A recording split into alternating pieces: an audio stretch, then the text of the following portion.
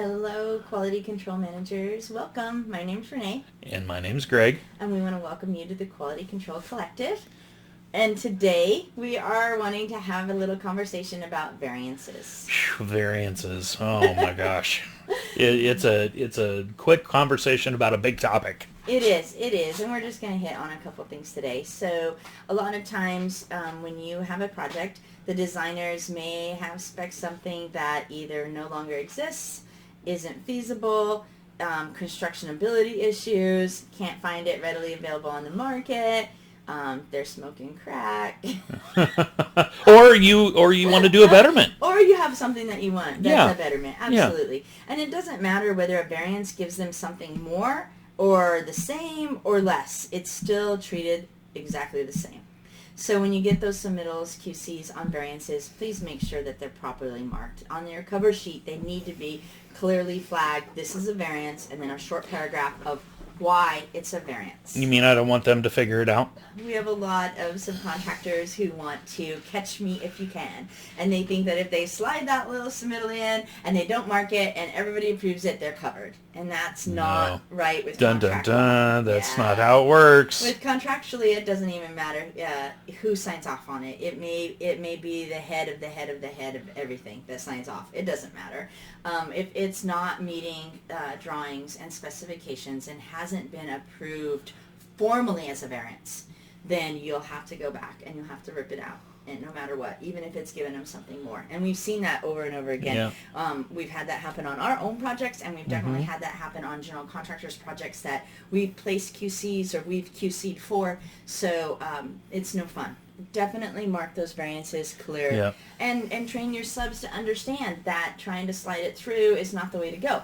The way to go is to get it approved. And if the variance is tied to money, remember that the submittal is not where you're going to get those added funds. You got to put an RFI in. Yeah. So get that variance approved and then attach that to an RFI because that starts the monies rolling. That's the money ball roll.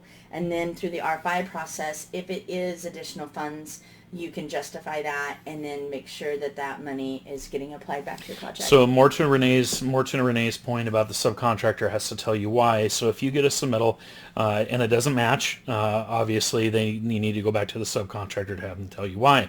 If you get a submittal from a subcontractor and it's marked as a variance and there's no explanation, you got to go back. So talk to that subcontractor.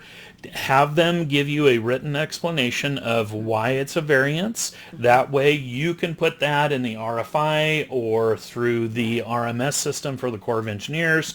You can mark it as a variance and be able to speak intelligibly to why it's a variance. It's really, really important. It's important because we have actually had projects get to final inspection or the commissioning process and someone noticed a valve is different or a finish is different. And if you don't have this paper trail of the variance from the very beginning during the submittal process, then you're stopped and you're ripping stuff out. Will an approved variance, if it's found later, cost you money if you have to tear it out? Nope. That costs them money. So that's another important aspect. This variance covers you. It covers your subs and it covers you and the GC that you work for. So variances are really important, and it's hard. It's hard for your subs to understand. I don't know how many toe-to-toe skirmishes in the dirt I have had with subcontractors where they are like, "You're not getting it. I'm giving them more. They should be thanking me." That's just not the way that federal work and contract law works. That's just not the way of the world. So even if it's a betterment, it's like I tell them, that's great. Then put that on your variance cover sheet. Let's put that. Let's explain to them why they should be thanking us, and we're giving them more. And then let them approve it, and then we all keep moving forward with the project. Yeah.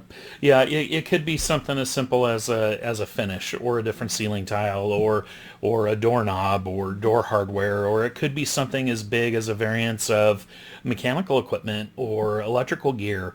They don't make it anymore, or there's a better way to go, or there's a cheaper way to go. It's all got to be marked down as a variance, and you could be granted that variance. Absolutely. And more times than not, they really are. Yeah. As long as you have a really good description of why. But they got to be marked that way. They do have to be marked. Yeah. So we really hope that these little tips and tricks have helped you today. If it has, give us a like down below. Thank you so much, Follow everybody. us. Have a great day. Bye.